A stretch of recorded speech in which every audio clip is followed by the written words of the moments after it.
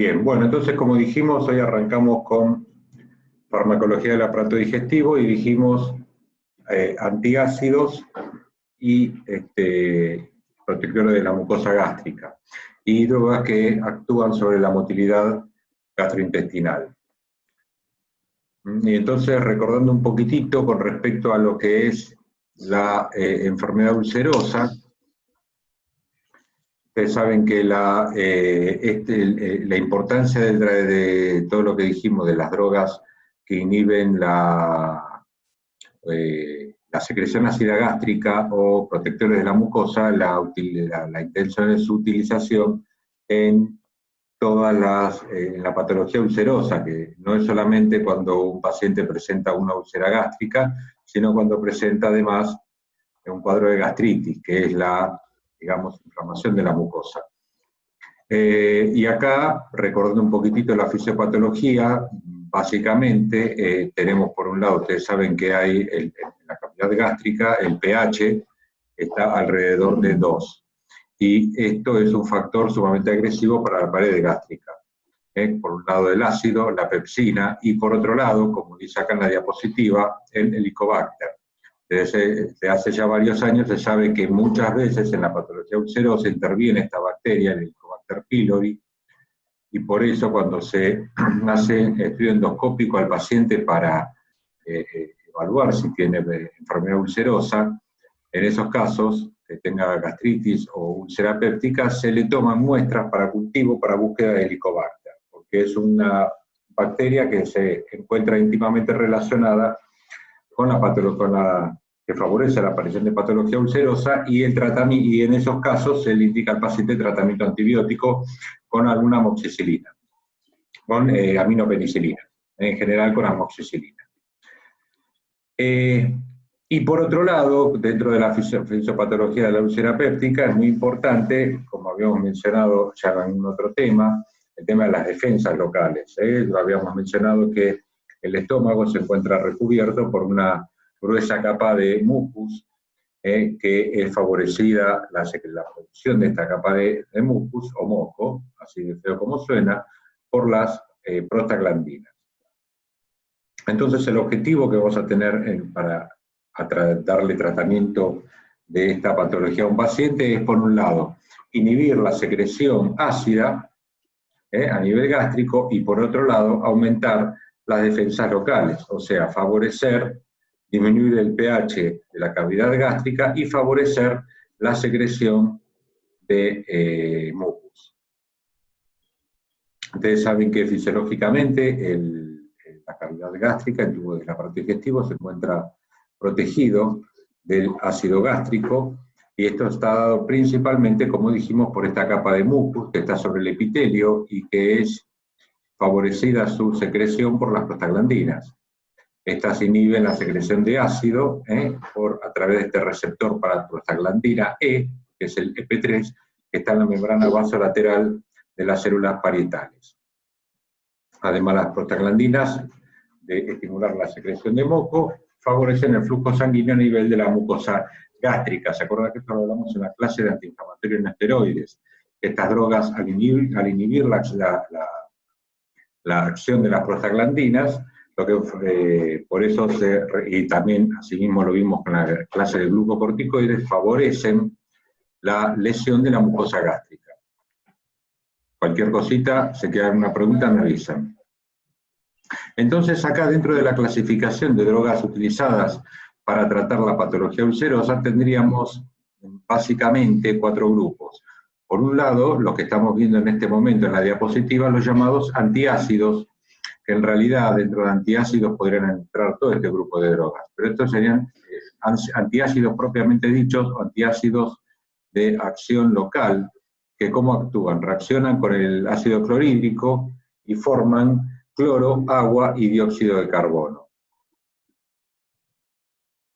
Entonces, dentro de este grupo tenemos varios compuestos. Los más utilizados son estos dos primeros, el hidróxido de aluminio y el hidróxido de magnesio. También se encuentra el carbonato de calcio y el bicarbonato de sodio. El hidróxido de aluminio, como dije, y el hidróxido de magnesio son los más utilizados en la práctica diaria. ¿Qué gran diferencia hay entre estas dos drogas, el hidróxido de aluminio y el hidróxido de magnesio? Que dentro de los efectos adversos, por ejemplo, el hidróxido de aluminio favorece más la constipación. Y el hidróxido de magnesio, por ejemplo, produce menos constipación y favorece más la aparición de diarrea. Son de las primeras drogas utilizadas con esta finalidad y la eficacia para tratar la úlcera gástrica es muy limitada. De hecho, estas drogas hoy ya casi han sido relegadas para el tratamiento de la gastritis o la úlcera péptica en estos pacientes por otros grupos que vamos a ver ahora. El comienzo de acción del hidróxido de aluminio es mucho más lento que el hidróxido de magnesio, aunque la capacidad de inhibir la secreción, digamos, de neutralizar la acidez gástrica es mucho más sostenida por el hidróxido de aluminio. Generalmente las preparaciones que hay hoy para uso en terapéutica vienen ambas drogas, ambos compuestos, asociados, en presentaciones que pueden ya ser en suspensión oral o en comprimidos de disolución oral, como si fueran caramelos. Bien. Estas son drogas que en general son de venta libre, se pueden utilizar dentro de la paciente embarazada y vendrían a ser drogas de acción inespecífica. ¿Se acuerdan de la primera clase que hablamos de drogas de acción específica y drogas de acción inespecífica? Estos serían ejemplos de drogas de acción inespecífica, ya que no actúan específicamente sobre un receptor. El otro grupo de drogas que vamos a ver ahora, y mencionamos primero los antiácidos de acción local porque son las primeras que se utilizaron y son muy utilizadas habitualmente incluso sin prescripción médica, ya que la incidencia de efectos adversos es muy baja. El otro grupo de drogas que vamos a mencionar, y este sí es mucho más importante, son los inhibidores de la bomba de protones, como por ejemplo el omeprazol y el pantoprazol. Este grupo de drogas son las más eficaces para tratar la enfermedad ulcerosa. Y lo que van a hacer es inhibir la secreción ácida gástrica. ¿Y de qué manera? Para esto lo que van a hacer, primero este grupo de drogas debe ingresar a la célula, ¿sí? Y para que se activen requiere un pH ácido. Por eso se recomienda este grupo de drogas darlo especialmente en la mañana en ayunas. Porque luego con la ingesta de alimentos, lo que sucede es que el pH aumenta y entonces la actividad, la eficacia de estas drogas disminuye. Entonces, primero deben ingresar a la célula, bien, a la célula parietal, por supuesto, y una vez dentro de la célula se unen a la sodio-potasio ATPasa, ¿sí? En la membrana de la célula parietal gástrica. Y de esta manera lo que van a hacer es disminuir la secreción de protones. Habitualmente la secreción de protones a nivel gástrico, estos protones se unen a cloro dentro de en la luz gástrica y forman ácido clorhídrico. De esta manera estaríamos disminuyendo la producción de ácido clorhídrico. La dosis que habitualmente se utiliza puede ser de omeprazol, que es una de las más, o pantoprazol, puede ir desde los 20 miligramos hasta los 80 miligramos por día, de acuerdo a la patología del paciente. Y la respuesta. Ante un paciente con enfermedad ulcerosa, la dosis habitual de pantoprazol, por ejemplo, es de 40 miligramos 2 veces al día. Y como prevención puede ser de entre 20 y 40 miligramos por día. Con respecto a la farmacocinética, se dan siempre por vía oral, se absorben rápidamente y recuerden, como dijimos, que es recomendable darlos en ayunas, especialmente cuando es una sola dosis por día. La primera dosis de la mañana debe ser en ayunas, antes de desayuno. Con respecto a los efectos adversos... Sí, adelante. ¿Qué tal? Disculpe. Una pregunta. Una vez que un paciente tiene que tomar el omeprazol o el pantoprazol, y después tiene que ingerir otros medicamentos, ¿ese recubrimiento que le hace bloquea un poco la absorción? En ciertos medicamentos puede haber interacción con la absorción de otras drogas. ¿Sí? Especialmente... se absorbe todo la medicación posterior, digamos. Con algunas drogas... Con algunas drogas puede haber interacción, porque hay drogas que requieran de un pH más ácido para la absorción, al disminuir la acidez en la luz gastrointestinal, que la absorción de ciertas drogas disminuya. Podría, ahora les voy a buscar algún ejemplo de interacción del omeprazol. Sí. Perdón, ¿eh? Sí, sí.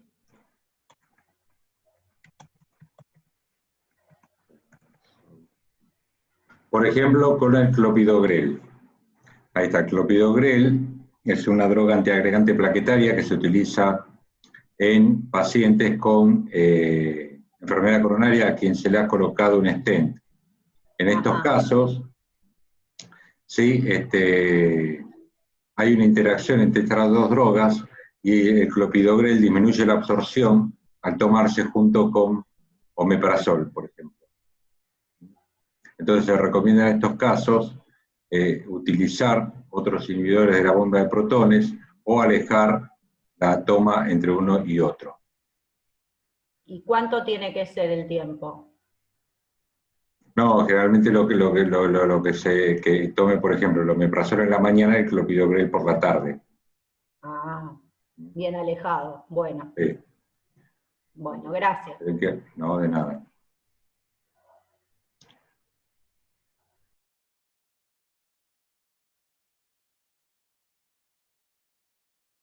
Ahí está. ¿Están viendo la diapositiva? Bien. Sí, profesor. Bien. Entonces, con respecto a... Son drogas muy bien toleradas, y con respecto a los efectos adversos, lo más frecuente es que pueden producir diarrea, náuseas y también entre el 5 y el 10% de los pacientes presentar cefaleas, pero en general no presentan efectos adversos severos y son bien toleradas. Dentro del embarazo no son las drogas de primera elección, porque son de categoría C y pasan a la leche materna. El otro grupo de drogas que vamos a mencionar son los antagonistas del receptor H2. El receptor H2 es un receptor para histamina. Estas drogas que bloquean este receptor, como por ejemplo la ranitidina o la cimetidina, dicho sea de paso que la cimetidina es una droga mucho más antigua y que ya casi no se utiliza, está la más utilizada, la ranitidina. Estas drogas son mucho menos eficaces que los inhibidores de la bomba de protones. Lo que van a hacer estas drogas es inhibir directamente la secreción ácida gástrica al bloquear el receptor H2. Y actúan especialmente sobre la secreción ácida por la noche. Y como creo que lo mencioné recién, son menos eficaces que los inhibidores de la bomba de protones. Estas son drogas más antiguas, pero de menor eficacia. Sí, en el caso de la paciente embarazada, son de categoría B. Así que en una paciente embarazada con patología ulcerosa, de acuerdo al riesgo en el embarazo, de acuerdo a la clasificación de la FDA, la ranitidina sería una droga a utilizar antes que el omeprazol. Con respecto al mecanismo de acción de estas drogas, inhiben en forma reversible el receptor de vitamina H2, como habíamos mencionado, a nivel de la membrana vasolateral de las células parietales. Y ahora que nombramos células parietales, se acuerdan que en la mucosa gástrica hay dos tipos de células en epitelio, las principales, que producen pepsina, por ejemplo, y las células parietales, que son las productoras de ácido clorhídrico, que son las que nos interesan en el día de hoy. Estas drogas también se dan por vía oral, se pueden dar también por vía parenteral, por vía intravenosa, y se metaboliza hasta un 35% a nivel del hígado, y gran parte se elimina directamente por filtración glomerular. Los efectos adversos también son bajos, son drogas muy bien toleradas. Dentro de estos, lo más molesto es la presencia que puede aparecer de diarrea o constipación, la cefalea es un poco menos frecuente, y lo importante de este grupo de drogas es con respecto a la que mencionamos recién, la cimetidina, que dijimos que ya casi no se utiliza. El problema que de la cimetidina es que tiene efectos antiandrogénicos, y entonces se observó que puede producir ginecomastia y galactorrea, por ejemplo, en pacientes del sexo masculino. Por eso la cimetidina ya casi no se utiliza. Dentro del embarazo, dijimos que son drogas de la categoría B, excepto para la cimetidina, que por los efectos antiandrogénicos puede producir alteraciones a nivel del feto varón.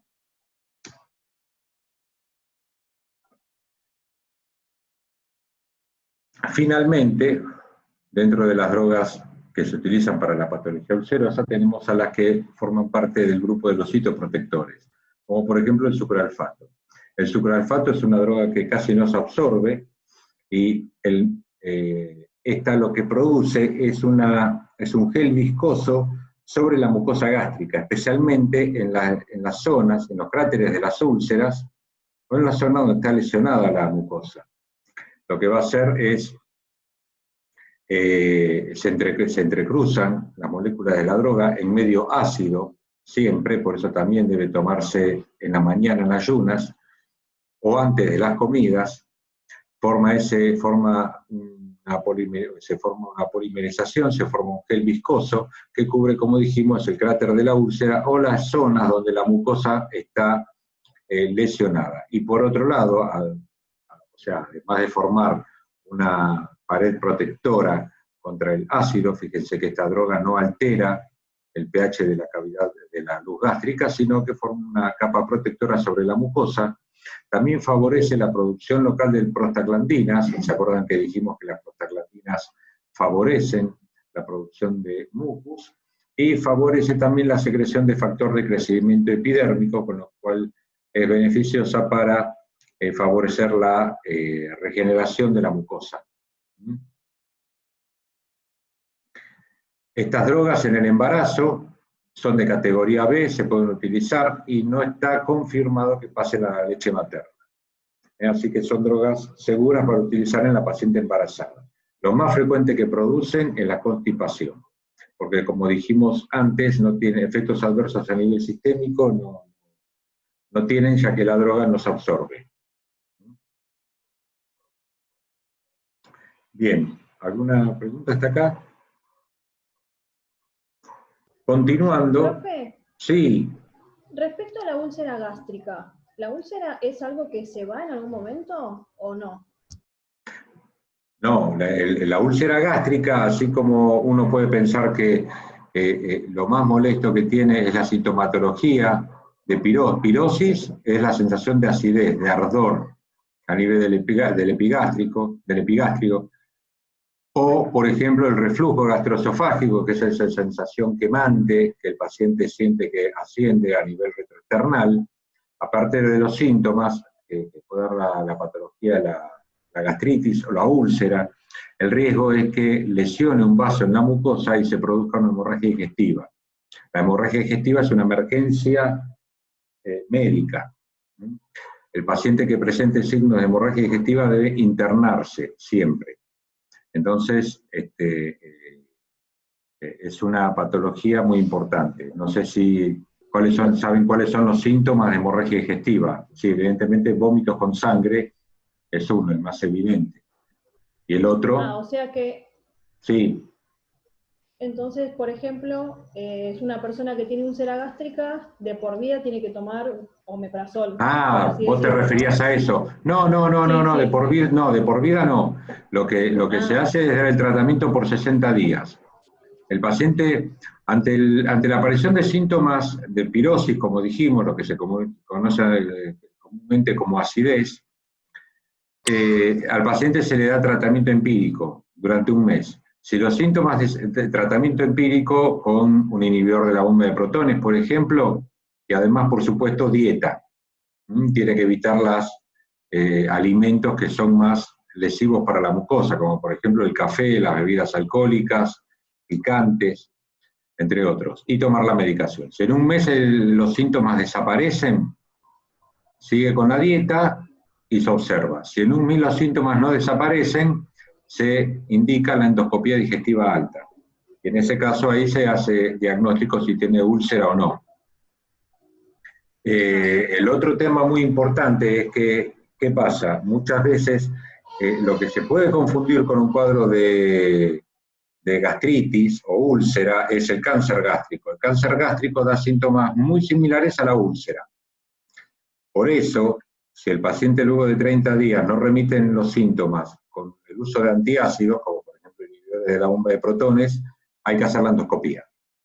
Porque incluso muchas veces el cáncer se presenta como un cráter, como una úlcera gástrica. Por eso cuando se hace la endoscopía, siempre al paciente, aparte de tomar muestras para el Helicobacter pylori, le toman una biopsia del lecho ulceroso o de la zona donde tiene gastritis, porque el cáncer gástrico se presenta de esa manera también.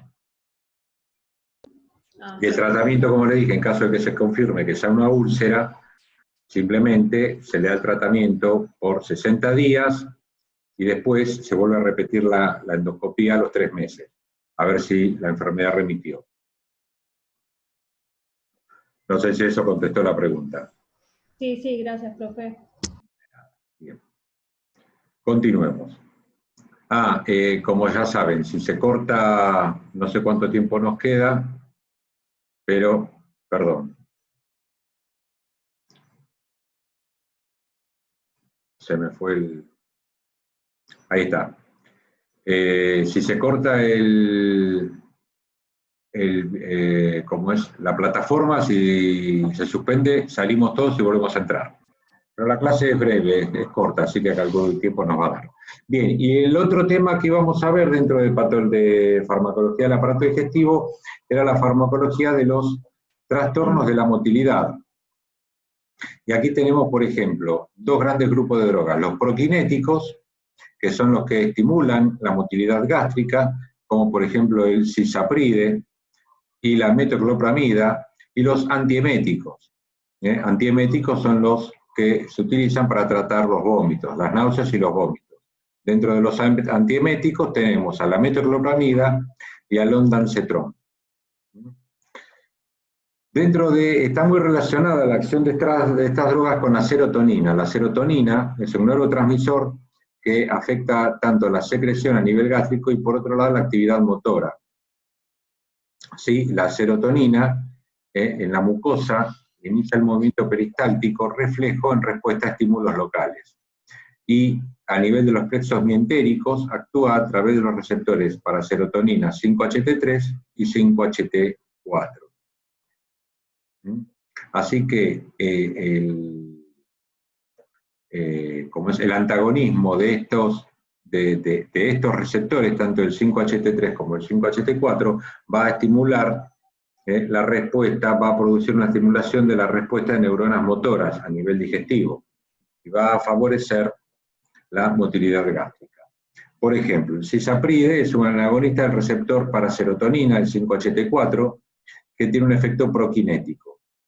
Esta droga, la eficacia como prokinético es discutida, se suele utilizar, no tiene indicaciones bien precisas en terapéutica, pero se las menciono más que nada para recordar que tiene efectos adversos muy importantes, por ejemplo a nivel cardíaco. Favorece la prolongación del intervalo QT, el intervalo QT se mide en el electrocardiograma, y la prolongación del intervalo QT que muestra la repolarización del miocardio, eso favorece la aparición de arritmias ventriculares graves, como una arritmia ventricular que se llama torsión de punta, y que es potencialmente mortal.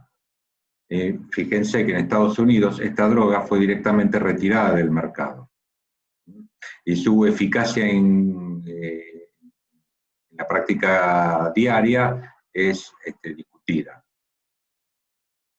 Bueno, ya nos están avisando que nos quedan 10 minutos. Con respecto a la metoclopramida, es una droga muy utilizada y que tiene una gran eficacia como antiemético y que además, por ser receptor agonista también del receptor 5-HT4, favorece el efecto, el vaciamiento gástrico, favorece la motilidad gastrointestinal. Y esta sería el agonismo del receptor serotoninérgico, es lo que favorece el efecto prokinético. Bloquea, por otro lado, el receptor 5-HT3, ¿sí? Al receptor para serotonina 5-HT3, y por esto tiene un efecto antiemético. Y aparte, tiene efecto antiemético porque bloquea al receptor dopaminérgico central, al receptor D2 a nivel del sistema nervioso central. Esto es por lo cual la metoclopramida habría que utilizarla con cierta precaución en pacientes con enfermedad de Parkinson, porque en el Parkinson está comprometida las vías dopaminérgicas a nivel central. Bloquear estas vías en pacientes con parkinsonismo leve puede empeorar el cuadro. La metoclopramida, para que tengan presente qué droga es el Reliberan del comercio tan conocido. Bien. Dentro de los efectos adversos, como mencionamos, extrapiramidalismo. Estos son movimientos similares, digamos, estos son síntomas similares a la enfermedad de Parkinson, que se llaman así, se denominan como extrapiramidalismo. El Parkinson lo que se caracteriza es por rigidez, temblor en reposo, por ejemplo. Entonces puede, en pacientes que tengan un Parkinson leve, puede favorecer el temblor en reposo y la rigidez periférica, la rigidez articular. Pueden dar galactorrea y en neonatos puede aparecer metahemoglobinemia en recién nacido. Con respecto al ondansetron, esta es una droga que bloquea el receptor serotoninérgico con efecto a ambos niveles, tanto a nivel del sistema nervioso central y a nivel periférico. Es mucho más efectivo como antiemético que la metoclopramida, pero se utiliza únicamente para el tratamiento y profilaxis de vómitos en pacientes que están recibiendo quimioterapia antineoplásica.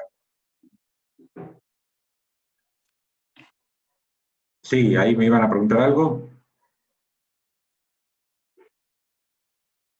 Bien. Y de farmacología digestiva, nada más.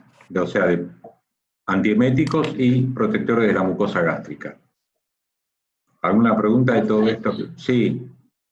Sí, en las embarazadas, ¿qué antiemético pueden utilizar? No, y en las embarazadas lo que más se utiliza es la metoclopramida, pero especialmente tratar de evitarla hacia el final del embarazo.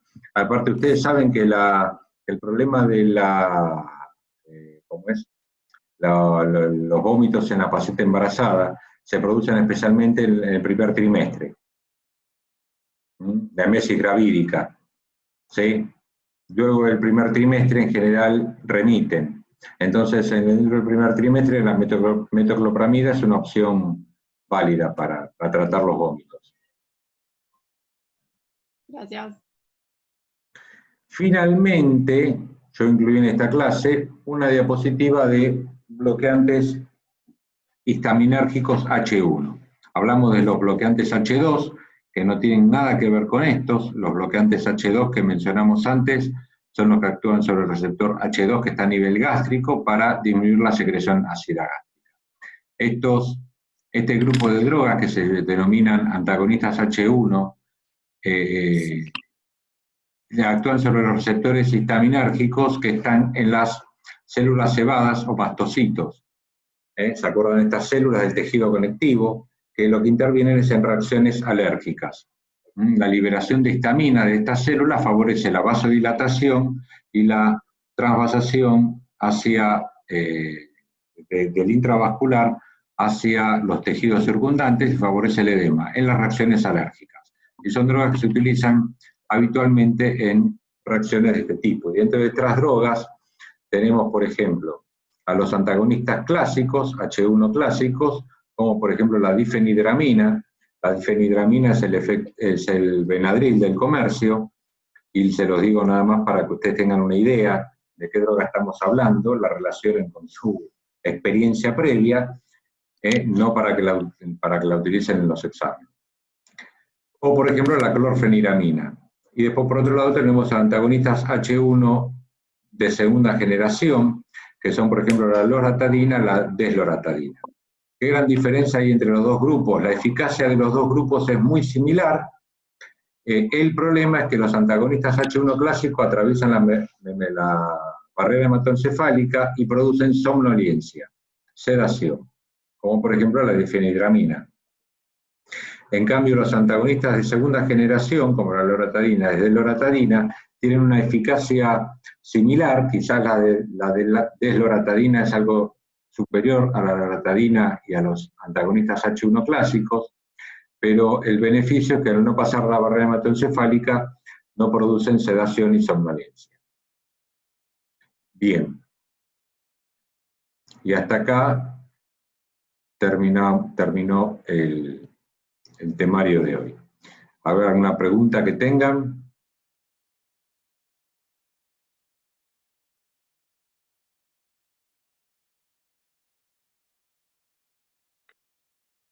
Creo que no hay preguntas. Sí.